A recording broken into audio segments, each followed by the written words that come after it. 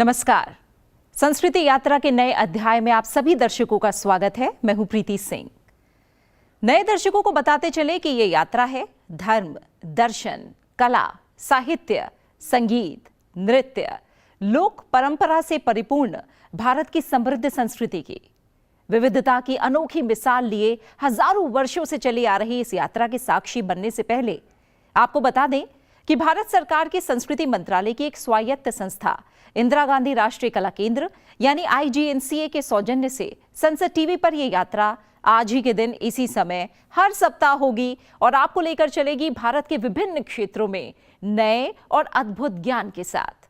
तो संस्कृति यात्रा का आरंभ करते हैं संस्कृति संग्रहण की प्रक्रिया से साप्ताहिकी में। पिछले सप्ताह IGNCA और इसके 9 क्षेत्रीय केंद्रों में हुए महत्वपूर्ण कार्यक्रमों की झलकियां। तो आइए सबसे पहले एक नजर डालते हैं सप्ताह भर की महत्वपूर्ण हलचल पर साप्ताहिकी में।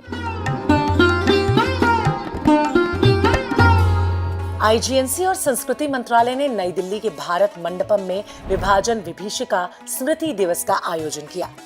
इस अवसर के मुख्य अतिथि केंद्रीय संस्कृति और पर्यटन मंत्री श्री गजेंद्र सिंह शेखावत ने बंटवारे की पीड़ा और उसके कारणों पर विस्तार से बात की। विभाजन और विस्थापन के दर्द सहने वाले उन सारे लोगों को हम तिरंगे की छाया में खड़े होकर के इस संकल्प के साथ में स्मरण करते हुए श्रद्धांजलि और पुष्पांजलि दें कि भविष्य में भारत को ये मंजर कभी देखना न पड़े। सांप्रदायिक नफरत के चलते जो विश्व की सबसे बड़ी त्रासदी उस समय हुई, जिसमें 10 लाख लोगों से ज्यादा काल कबलित हुए, शायद उस त्रासदी से हमारी आने वाली पीढ़ी रूबरू भी न हो पाती यदि सम्माननीय प्रधानमंत्री जी ने ये इनिशिएटिव न लिया होता। कार्यक्रम में IGNCA द्वारा निर्मित विभाजन की घटनाओं पर आधारित लघु film a new post box tales from the partition का प्रोमो दिखाया गया। फिल्म का निर्देशन IGNCA के सदस्य सचिव डॉक्टर सच्चिदानंद जोशी ने किया। कार्यक्रम में डॉक्टर सच्चिदानंद जोशी और सिंधी भाषा विकास परिषद के निदेशक प्रोफेसर रवि प्रकाश टेकचंदानी द्वारा संपादित पुस्तक विभाजन विभीषिका की कहानियां का विमोचन भी किया गया। इसके अलावा विभाजन की त्रासदी पर आधारित एक प्रदर्शनी का भी आयोजन किया गया। इस अवसर पर केंद्रीय शिक्षा राज्य मंत्री डॉक्टर सुकांत मजूमदार, विज्ञान एवं प्रौद्योगिकी, पृथ्वी विज्ञान और प्रधानमंत्री कार्यालय में राज्य मंत्री डॉक्टर जितेंद्र सिंह, वाणिज्य और उद्योग और इलेक्ट्रॉनिक्स और सूचना प्रौद्योगिकी राज्य मंत्री जितिन प्रसाद, सड़क परिवहन एवं राजमार्ग और कॉर्पोरेट मामलों के राज्य मंत्री हर्ष मल्होत्रा, केंद्रीय जल शक्ति और रेल राज्य मंत्री वी सोमन्ना आदि यहाँ पर मौजूद रहे। इस अवसर पर IGNCA के सदस्य सचिव डॉक्टर सच्चिदानंद जोशी ने कहा, ये संभवतः विश्व का सबसे बड़ा मानव विस्थापन और सबसे बड़ी मानव त्रासदी थी, जिसमें लाखों लोगों ने अपने प्राणों की आहुति दी और उससे कहीं अधिक ज्यादा लोगों ने अपने जीवन को विस्थापित कर दिया एक स्थान से दूसरे स्थान पर। ये एक ऐसे भूभाग का विभाजन था जिसका कोई वैज्ञानिक आधार नहीं था, कोई तार्किक आधार नहीं था। इसलिए रातों रात लोगों का जीवन परिवर्तित हो गया और जो कल तक एक बहुत बड़े भूभाग या भवन के स्वामी थे, वे अगले ही दिन शरणार्थी होकर दूसरी जगह आ गए। इंदिरा गांधी राष्ट्रीय कला केंद्र के 9 क्षेत्रीय केंद्रों में 14 अगस्त को विभाजन विभीषिका स्मृति दिवस के अवसर पर विभाजन की थीम पर आधारित लघु फिल्मों की फिल्म स्क्रीनिंग की गई। IGNCA ने 2022-2023 में विभाजन पर आधारित लघु फिल्म प्रतियोगिता का आयोजन किया था और इसी प्रतियोगिता में पुरस्कृत फिल्मों को ही क्षेत्रीय केंद्रों में दिखाया गया। केंद्रीय संस्कृति मंत्रालय के निर्देशन में इंदिरा गांधी राष्ट्रीय कला केंद्र के मुख्य कार्यालय सहित क्षेत्रीय केंद्रों पर हर घर तिरंगा अभियान के तहत विभिन्न गतिविधियों का आयोजन किया गया।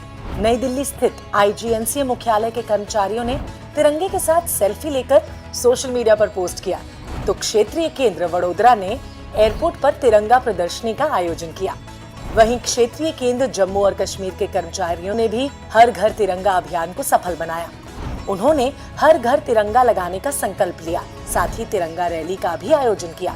इस रैली ने छात्रों में एकता और राष्ट्रीय एकजुटता की भावना का संचार किया। क्षेत्रीय केंद्र बेंगलुरु ने अभियान के तहत घर घर तिरंगा देकर लोगों को जागरूक किया। वहीं क्षेत्रीय केंद्र रांची ने श्यामा प्रसाद मुखर्जी विश्वविद्यालय के साथ मिलकर हर घर तिरंगा अभियान के तहत देशभक्ति से ओत-प्रोत चित्रकला प्रतियोगिता का आयोजन किया। इसके अलावा क्षेत्रीय केंद्र रांची ने LEBB स्कूल रांची के सहयोग से हर घर तिरंगा कॉन्सर्ट मनाया। रांची की महिला गायन टीम अद्वितीय ने देशभक्ति गीत प्रस्तुत किए।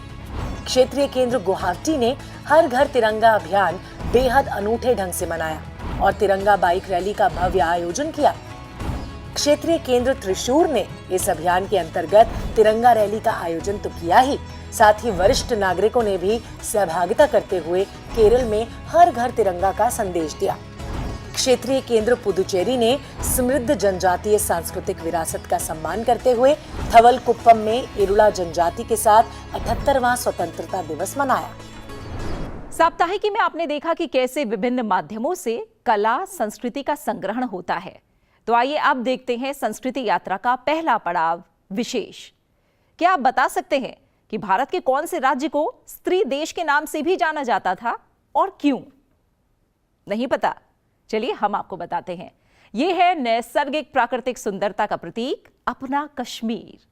दोस्तों, पूर्व में कश्मीर की संप्रभुता को बचाने में वहां की अनगिनत वीरांगनाओं के योगदान के चलते कश्मीर को स्त्री देश भी कहा जाता था। इन्हीं वीरांगनाओं के बारे में है आज का विशेष IGNCA की फिल्म स्त्री देश।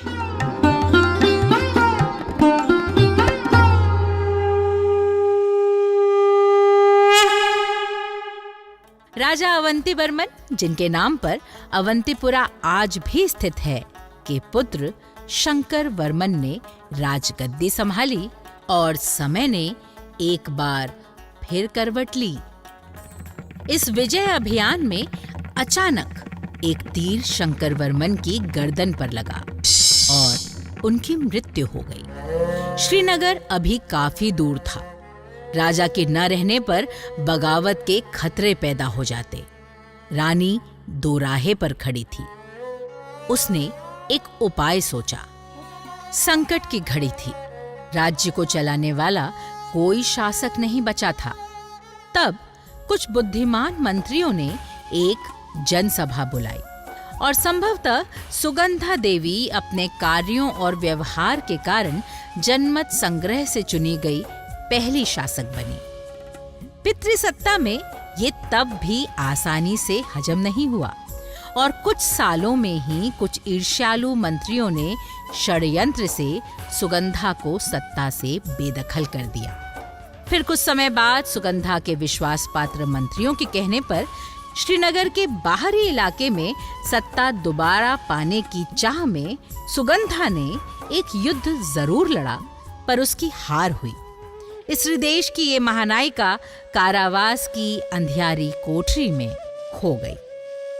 कालांतर में सुगंधा की सूझबूझ और तरीके लोगों को मदद करते रहे और इसके किस्से आज भी सुने जा सकते हैं। सुगंधा के सुख शांति वाले शासनकाल के बाद करीब 50 वर्षों तक राजनीतिक अस्थिरता की शुष्क आंधियां चलती रहीं। कश्मीर में अमन का हरा भरा वृक्ष सूख गया। इसी बीच कश्मीर के पड़ोस में लोहार एक महान साम्राज्य के रूप में उभरा। उस साम्राज्य के एक तरफ कश्मीर और दूसरी तरफ अफगानिस्तान से लेकर ईरान तक फैला हिंदू शाही साम्राज्य था। इसी लोहार साम्राज्य की राजधानी लोहरेन में एक राजकुमारी दिद्दा का जन्म हुआ। नन्ही राजकुमारी अपंग थी।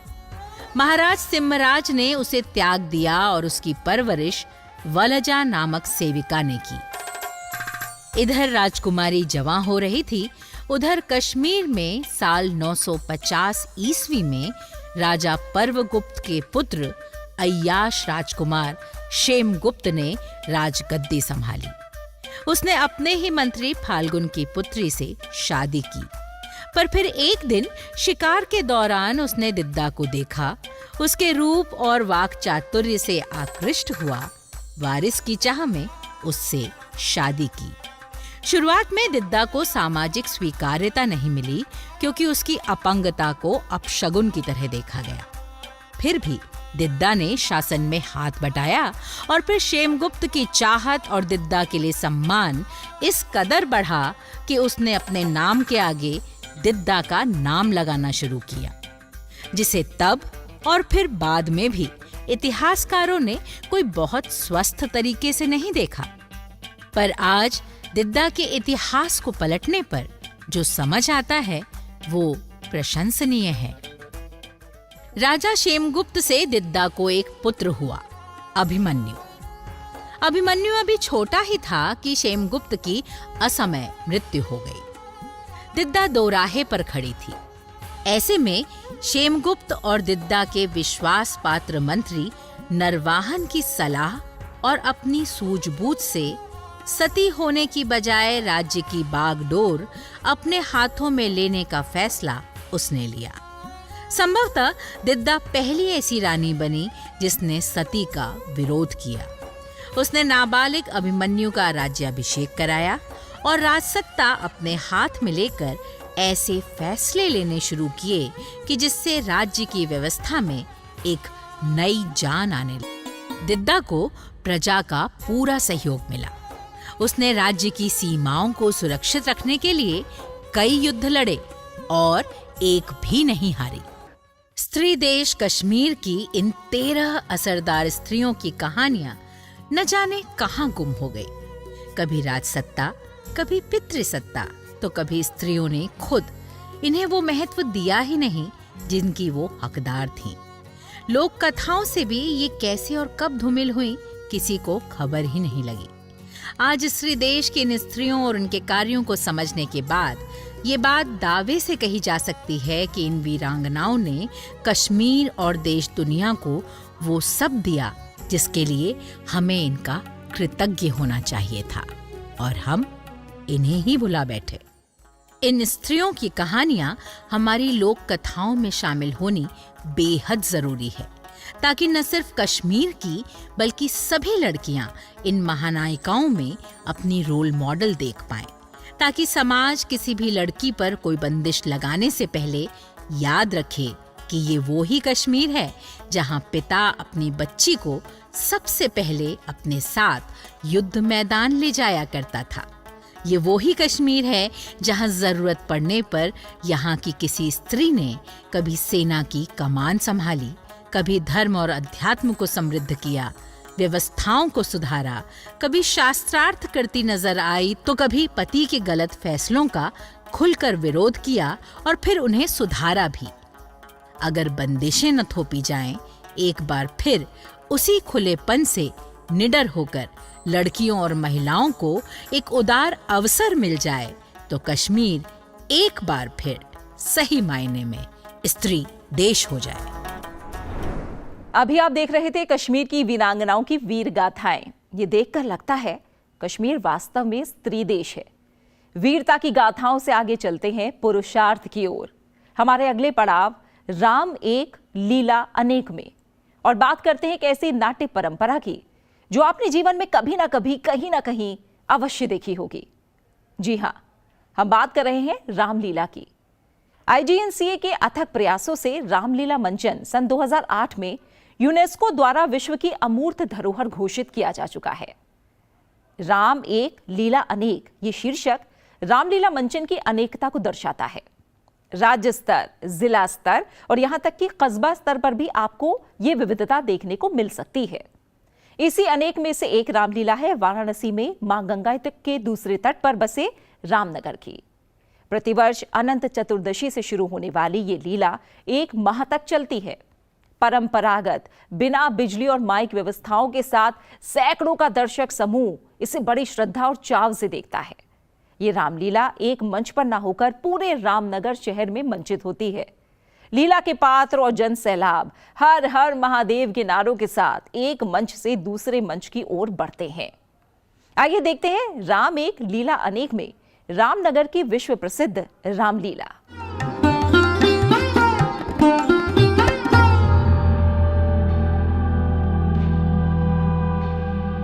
Varanasi, an ancient city where a unique Leela is held every year for 30 days across the Ganga at Ramnagar. over 1 million visitors. A 10-kilometer showground, 37 locations. No lights, no mics, yet a distinctive experience. The story of Ram, as expressed in the Ramcharitmanas, is performed at Ramnagar for 30 days, fusing classical and popular into a drama encompassing both audience and actor. This tradition of staging the Ram Leela was started in the mid-19th century by then Maharaja of Kashi, Maharaj Udit Narayan Singh. Being very unique and difficult to document since it moves continuously from place to place, IGNCA worked on the planning of the project for about a year. During this phase, Ganesh Puja, making and repairing of masks, sets, training of actors at Ramnagar was documented for the benefit of scholars and for posterity.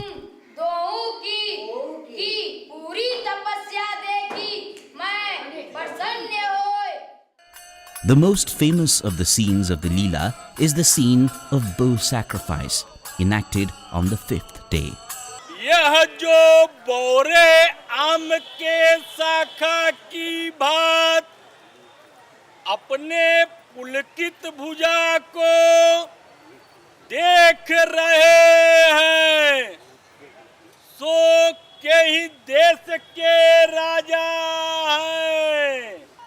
ए सुमत, ए मल्लिक पर्वत के राजा हैं।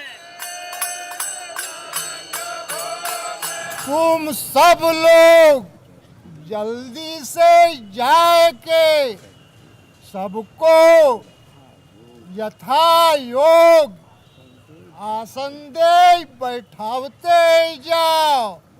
श्री राम जी धनुष को तोड़ेंगे।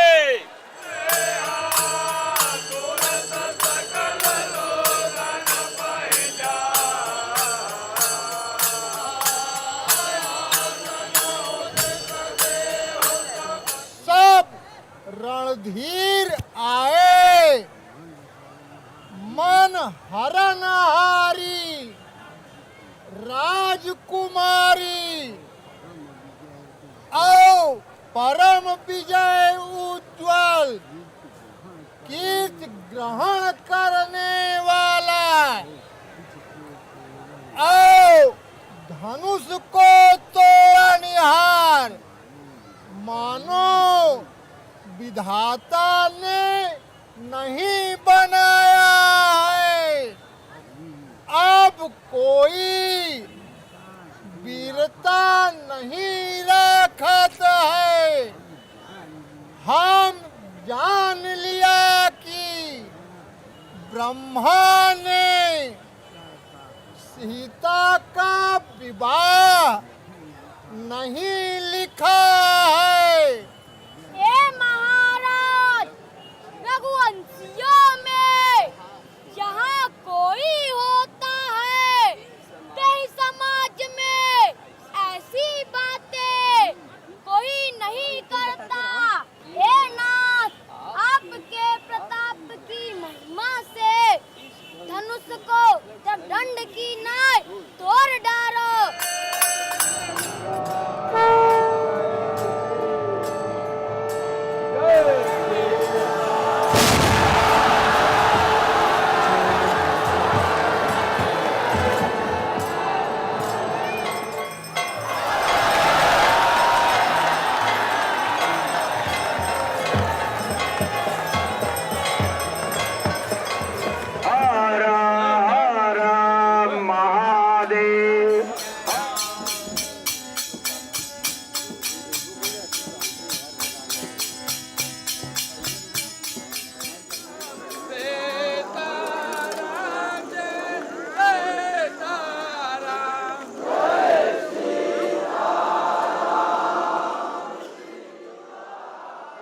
Bharat Milap is also a scene of great significance.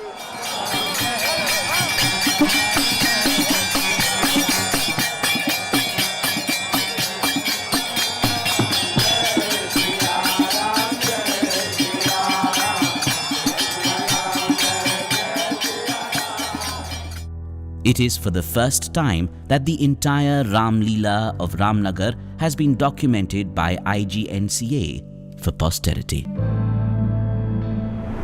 देखा आपने कैसे पूरे रामनगर का माहौल एक महीने के लिए राममय हो जाता है।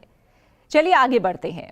कहते हैं कि भारत की आत्मा इसके गांव में बसती है, पर समय के साथ गांव भी सिमटने लगे हैं। जगह जगह कंक्रीट के जंगल बनते जा रहे हैं।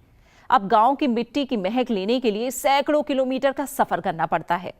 देश में जो ग्रामीण धरोहर बची हैं, उसका संरक्षण करने की एक विस्तृत परियोजना भारत सरकार के संस्कृति मंत्रालय द्वारा चलाई जा रही है। मेरा गांव मेरी धरोहर, इसी प्रयास की एक झलक देखिए माटी सुगंध में। इसमें आज आप देखेंगे मेघालय का एक गांव कोंगथोंग, जो कि संस्कृति यात्रा के इस एपिसोड का अगला और अंतिम पड़ाव है।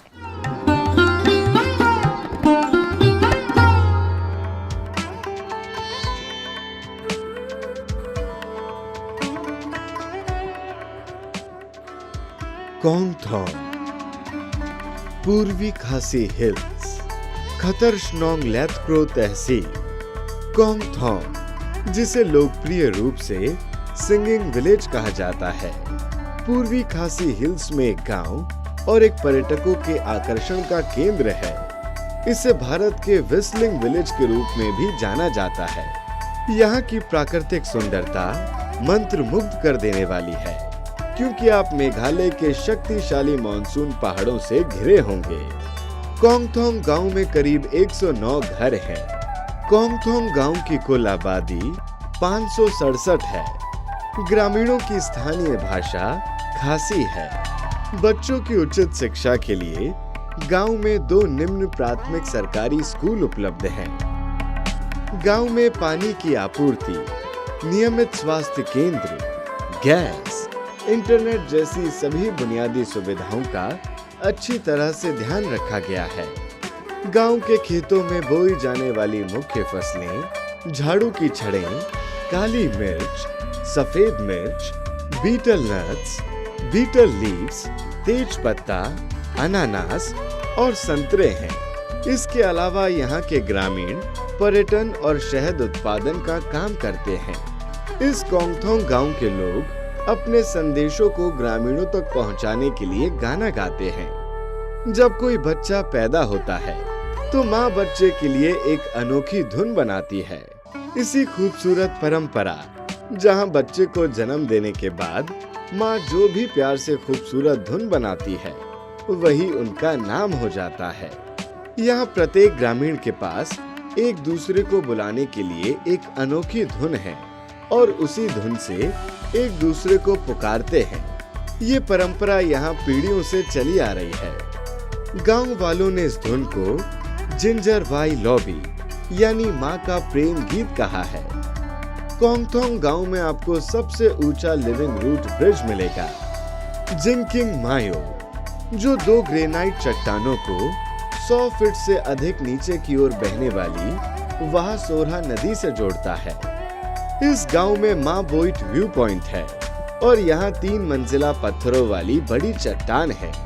नदियों और गाठियों को देखने के लिए ये सबसे अच्छा व्यू पॉइंट है।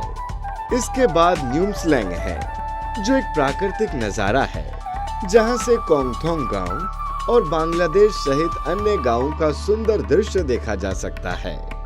कोंगथोंग के वार्षिक धार्मिक उत्सव को शादसुक मिनसियम पूजा कहा जाता है। ये त्योहार भगवान से आशीर्वाद पाने के लिए और प्रार्थना करने के लिए है। ये मेघालय का एक पारंपरिक त्योहार है, जहां सभी लोग साल में एक बार फसल कटाई के मौसम के अंत में मनाते हैं। यहाँ वे पारंपरिक संगीत गाते हैं और नृत्य करते हैं और भोजन परोसते हैं। गांव का पारंपरिक भोजन जमाव बम, जशोक, जडेम, जपयो, जाको, जाधो, दोकलेह, तुग्रेमबाई और तुंगताप है। गांव की महिलाएं तपमोह, जैनसेन और जैनकर शाह जैसे पारंपरिक परिधान पहनती हैं। गांव के पुरुष जैनस्पोंग, जैनबोहो, सेप्टिलॉर, पैंट और शर्ट जैसे पारंपरिक कपड़े पहनते हैं।